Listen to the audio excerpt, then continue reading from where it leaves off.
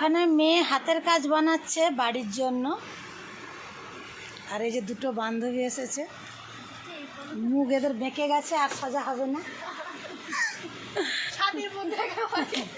এদের মুখ আর বাঁকা হবে, সোজা হবে না, দেখেছ।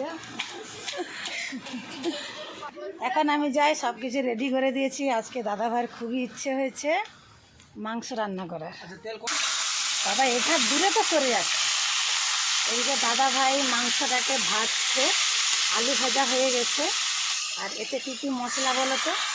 রসুন, আদা, পেঁয়াজ আছে, বুঝেছ, সেটা করা হয়েছে।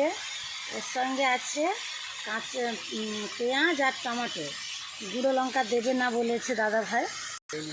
মাংসটাকে আলাদাভাবে ভেজে নিচ্ছে।